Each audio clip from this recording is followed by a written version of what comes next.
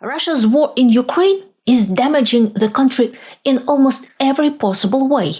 It is burning through men, money, equipment, infrastructure, labor, markets, and the last remains of normal life. It has made Russia more dependent on China, more isolated from Europe, more militarized, more corrupt, and more afraid of its own future. So the obvious question is, why don't the people at the top stop it? They are not stupid. Many of them understand perfectly well that this war has not made Russia stronger. It has made their own lives more dangerous, their foreign assets more vulnerable, their children's future more complicated, and their escape routes narrower. And yet, they keep going along with it. Because for Russia's ruling class, the war is a disaster, but peace could become an audit. The moment the war stops, someone will have to explain where the money went, why the army was so badly prepared, why hundreds of thousands of men were wasted, why Russia became poorer and weaker, and who should be punished for the failure. And in Putin's system, punishment is never abstract. This is why Russia's elites are trapped inside the machine they built. They know the war is dangerous, but stopping it means entering a new political reality where old protections may fail, new clans may rise, and the next ruler may need scapegoats. I'm Elvira Bary, a writer born in the Soviet Union, and today I want to show you who really runs Russia, what they are afraid of, and why their fear helps keep the war alive. Here's our roadmap. The real rulers. Who actually holds power in Russia beneath the formal offices and official titles? Patriotism as property. Why the elite's love for Russia often means love of privilege, protection, and access to state money. The exit class. Why their children, savings, medical care, and dream lives usually point abroad. The trap they built. Why the same people who understand the war is damaging Russia still do not dare to stop it. What will they do? Who may inherit power after Putin? Why the elites will have to choose sides, and why the next ruler will almost certainly turn against some of the clans that keep the system alive. Before we begin, please support the channel by subscribing, liking this video, and following the show on Spotify. It helps more people find these conversations. And if you want to support this work more directly, you can join the think tank, use super thanks, buy me a coffee, or donate through PayPal. All the links are in the description. Let's begin with the people who actually hold power in Russia. Not because the law protects them, but because someone above them does. The real rulers. A normal country is run by institutions, ministries, courts, law enforcement, and local administrations. The person matters, but the office matters more. In Russia, the office is only the costume.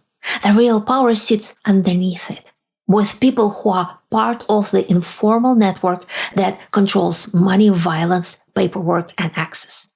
That is the ruling class.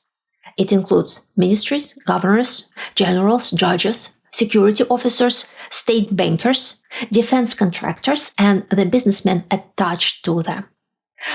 Some are visible, some stay in the shadows, but they all understand the same basic rule. The highest force is not law, but protection. At the lower levels, the Russian state worships paperwork.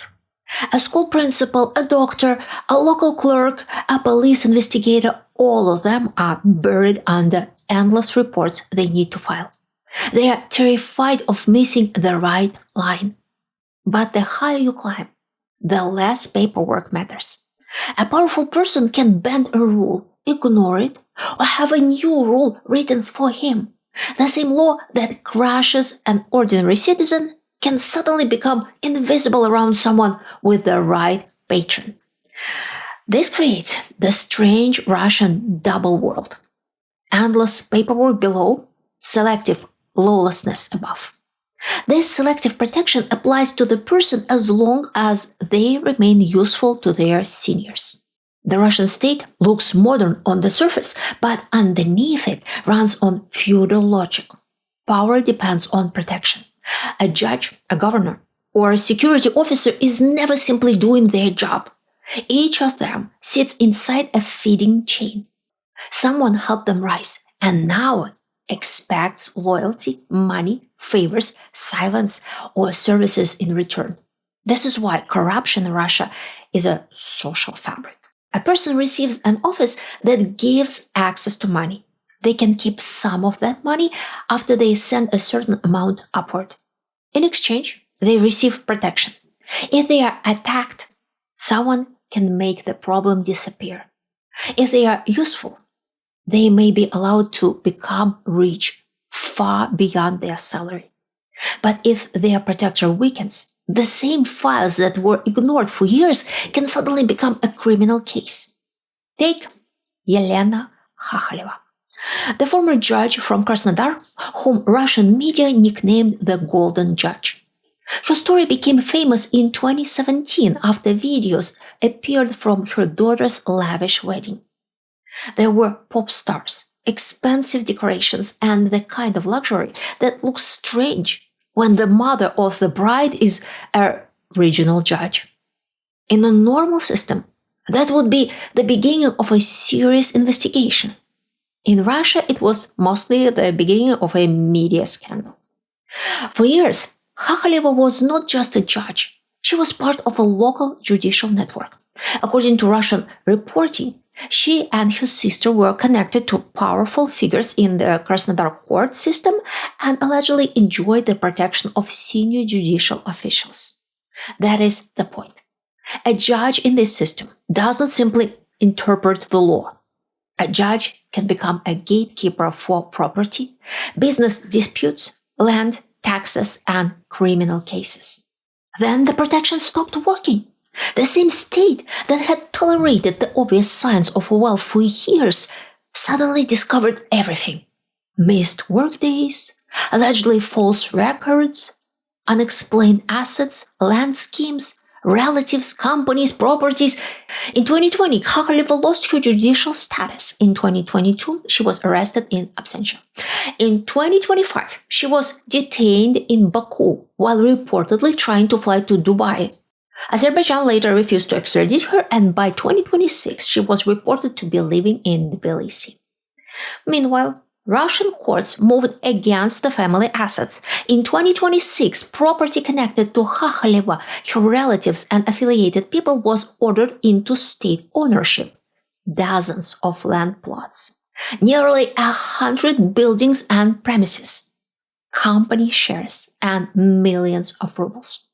What happened to Khakhaleva means one thing. Her clan was pushed away from its feeding source. Maybe she quarreled with someone too important. Maybe her patron weakened. Maybe someone stronger wanted her position, her assets, or both. In the end, the reason matters less than the mechanism. Her protection failed. This is how the entire upper layer in Russia lives. The law does not truly protect their lives or property, but the same law does not protect ordinary people from them either. Law is not a shield, it is a ritual of obedience, mostly required from those below. So what we see here is not simply corruption. It is a social parasite whose purpose is to extract state resources for itself. Such a parasite needs the host to stay alive, but it also needs the host to remain weak enough that it won't be removed. This is not uniquely Russian. Rent extraction was practiced by every colonial power from Spain to Britain.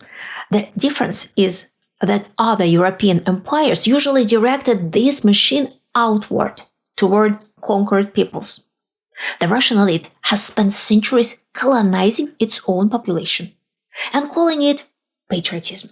Any real change threatens the feeding system of Russia's golden million. For them, reform is not an abstract political risk, it is an existential threat. They have very few skills outside this environment. A judge like Hakhaleva cannot simply move abroad and become a successful judge somewhere else. Her value existed inside one very specific system: informal protection, selective law, and access to state resources. The same is true for much of Putin's elite. They can function only under these conditions, so they will defend these conditions. And that defense is what they call love for the motherland. Patriotism as property. Is Russian elite patriotic? In a sense, it is. When these people say they love Russia, they do not mean the country as a whole, with its culture and history or fellow ordinary Russians.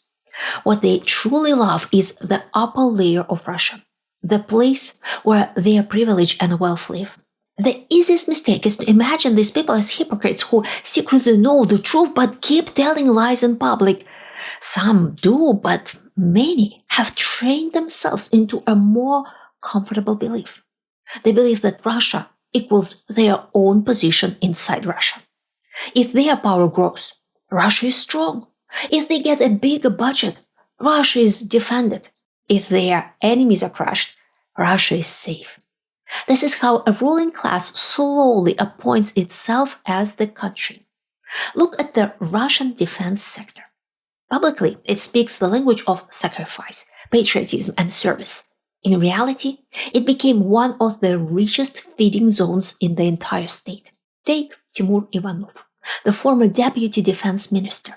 He was responsible for military construction projects, the bones of the military machine. In 2024, Ivanov was arrested. In 2025, he was sentenced to 13 years in a penal colony on corruption charges, taking bribes and embezzlement. One bribe amounted to 1 billion Russian rubles, about $15 million. Then came others.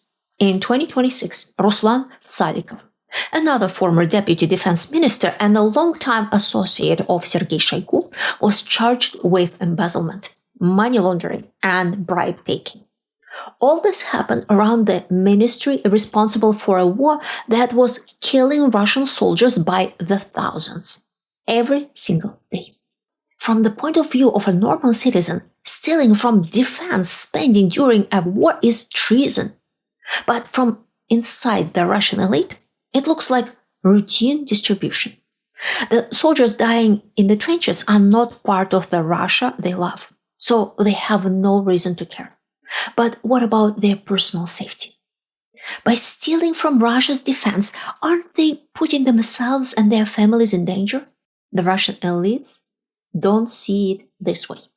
To them, Russia is not home, but rather a place where they make money. Once it becomes unprofitable or too dangerous, they are ready to move out. The exit class. The Russian elite makes money in Russia in order to build a better future outside Russia. They want their savings, medical care, children's education, and retirement to be somewhere safer. This is an old habit of authoritarian elites. It is not uniquely Russian. Upper classes in corrupt authoritarian systems treat their own country as a source of income, not as a place where they plan to grow old. Before the full-scale invasion, the system worked. Earn in Russia, spend in the West, curse Western decadence on TV, then buy real estate in countries where courts work, streets are safe, and officials cannot take everything away with one phone call. After February 2022, the old escape routes became harder. Europe and the United States sanctioned many oligarchs, officials, their families, and companies connected to the Kremlin. Investigative journalists working with OCCRP built the Russian asset tracker and documented billions of dollars in foreign assets linked to Russian oligarchs and senior figures close to Putin. But the old dream did not disappear. It just changed direction. In March 2022, rich Russians started to move wealth from Europe to Dubai to shield assets from tightening Western sanctions. Many bought properties in Dubai and Istanbul, some for investment, some because they needed a home. That phrase matters. Needed a home. Many of these people had long stopped seeing Russia as their home. It was a place where they waited for an opening to move to a better place. A good example is Anatoly Chubais, one of the key reformers of the 1990s, a man who helped shape post-Soviet privatization and later held senior roles under Putin. In March 2022, he resigned as Putin's special representative and left Russia. Sources told Reuters he left because of the war in Ukraine and did not intend to return. That is the exit mentality in its purest form. A man who knew the system from the inside looked at the invasion and chose the door.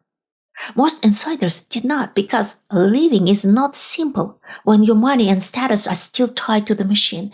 This is where the moral excuse begins. The official tells themselves, I'm not stealing, I'm protecting my family. I'm preparing for the day when everything collapses. If I do not take this money, someone else will. And anyway, nothing good would be built with it. Once a person thinks this way, the country becomes a mere raw material, something to be taken before the next predator gets there first. The trap they built. The Russian elite does not stop the war because every option is dangerous. Continuing the war is destructive, but stopping the war is unpredictable. And for people who live by protection, predictability matters most. As long as the war continues, they can keep following the rules they already know, obey Putin, repeat the slogans, and keep the budgets flowing. If the war stops badly, everything becomes uncertain. Who will be blamed? Who will be sacrificed and lose all their assets? Inside this system, peace is not automatically safe. It can mean audit, redistribution, and the search for scapegoats. This is why so many insiders prefer waiting. Waiting is the oldest Russian political strategy. Do not move first, but watch the top. The Prigozhin mutiny showed how the elite would react when violence turned inward. In June 2023, Yevgeny Prigozhin and Wagner fighters crossed from Ukraine into Russia, seized the sovereign military hub of Rostov-on-Don, and moved toward Moscow. For a short time, the world watched an armed column roll through Russia while the system looked stunned. Reuters later reported that Russian elites trembled during the rebellion and that some private jets left Moscow. When real danger came close, their instinct was not to defend the state, but to find the exit. Russia's ruling class was absolutely terrified by the scenario of Putin falling. They know they are hated by many inside Russia. Liberals hate them for enabling the war. The patriots hate them for corruption and incompetence. Rival clans want their assets. Ordinary people may someday ask why their sons died while officials bought villas. So they cling to Putin because he is their ultimate protector. Many of them probably understand that the war has damaged Russia for decades. They understand that China is not a generous friend. But understanding is not the same as acting. To act, they would need trust. They do not trust one another. They would need courage, but the system has selected them for obedience. They would need an idea of Russia after Putin. They have none. So they continue doing their thing, keeping a low profile, building up their private wealth, and waiting for someone else to make the first mistake. What will they do? Of course, not everyone can immigrate. If it were that simple, the war could be ended in a very elegant way. Give Russia's entire ruling class residence permits, let them move their money abroad, and make sure they never do anything more dangerous than gardening, shopping, and taking yacht trips. 1 million rich Russians scattered across foreign countries would not be much of a threat. Russia, meanwhile, would finally have space for democratic reforms. Beautiful idea. Not very realistic. Someone will still inherit the Russian throne. Everyone inside the system understands that Putin is not eternal, and the end of his rule is not turning out the way the Russian elite once imagined. They expected a managed transition, preserved fortunes, negotiated immunity, and maybe a polite historical portrait somewhere in a state museum.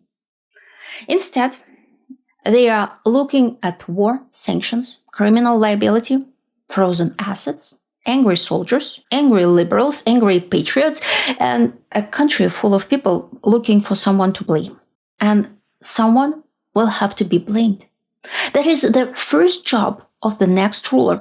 Whoever comes after Putin will not simply sit down in the Kremlin and continue business as usual. He will need to build his own coalition. That means attacking some existing clans, sacrificing some figures, redistributing property, and presenting himself as the man who has come to clean up the mess. For many people in the elite, especially those under personal sanctions, this creates a serious problem. They cannot simply leave and pretend nothing happened. They are stuck inside the system they helped build, so now they have to make the right bet. They have to guess who has a real chance to take power after Putin and attach themselves early enough to survive.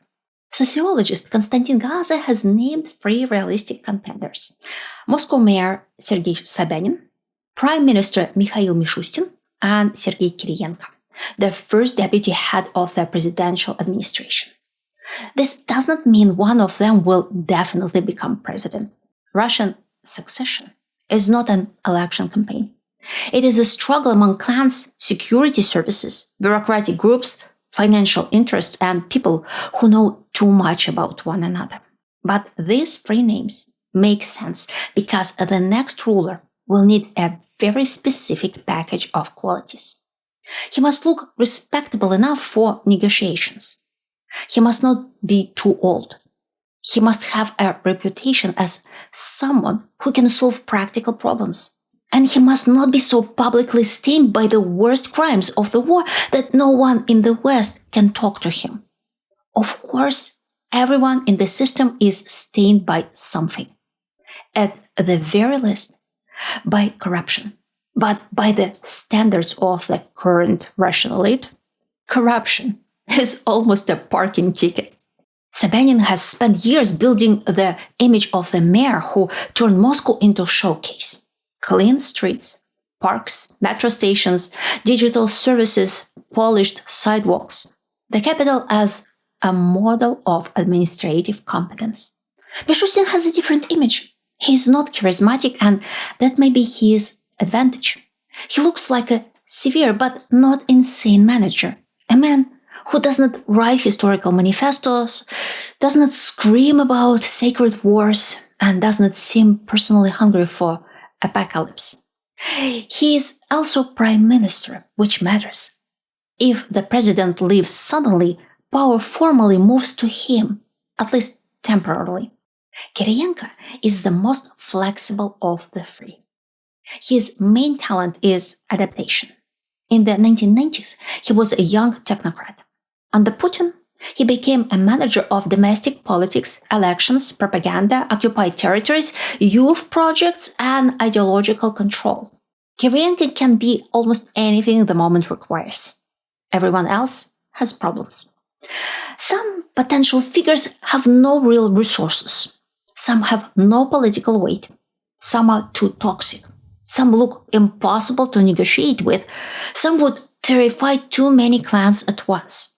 And the next ruler will need to keep the elites from tearing each other apart. For now, the most serious contenders try not to shine too brightly. In Russia, becoming too visible is dangerous. If Putin sees you building popularity, he may read it as a threat. He does not need independent political figures around him. He needs loyal executors who appear to have no ambitions of their own. Of course, that appearance is false, but it must be maintained. So the useful candidates stay in the shade. They do their jobs, avoid unnecessary drama, appear loyal and wait. This invisibility is also an asset. It allows them to see through the war without becoming the face of it. But the Kremlin may try to close that escape route. It may try to smear potential successors with the war deliberately to make sure they have no future outside victory. If they are implicated deeply enough, they cannot present themselves as clean managers. Their only road then leads forward with the regime because the alternative is a courtroom. For the rest of the elite, the people who are not serious contenders for the throne, the task is different. They have to watch the signals. Who is rising? Who is being protected? Who is being weakened? Which family is suddenly attacked? Which governor is praised? Which security group receives new powers? Which old friend disappears from television? They are not looking for justice. They are looking for weather. And right now, the weather has changed. The elite has begun to understand that there will be no simple return to the old life. The comfortable version of Putinism, still in Russia, vacation in Europe, send children to Western schools, praise patriotism on television, buy real estate abroad, is gone. Something will have to change. If it does not, their life scripts may end the way the life scripts of the Russian upper class ended in the early 20th century. For centuries, everything looked permanent. Then the ground moved. Before you go, I want to ask you something personal. Have you ever known someone who spoke very passionately about loyalty, sacrifice, patriotism, family duty, company values, or some noble cause, but when the moment came to pay a real price, they quietly protected themselves first? If this video helps you understand how Russia's ruling class works, please like the video and subscribe. Share it with one person who still believes Russia is ruled by true patriots. And if you want to support this channel directly, you can join my think tank, leave a super thanks, support through PayPal, or tap hype points to help this episode travel further. For those listening on Spotify, follow the show so you don't miss the next one. Thank you for watching. See you next time.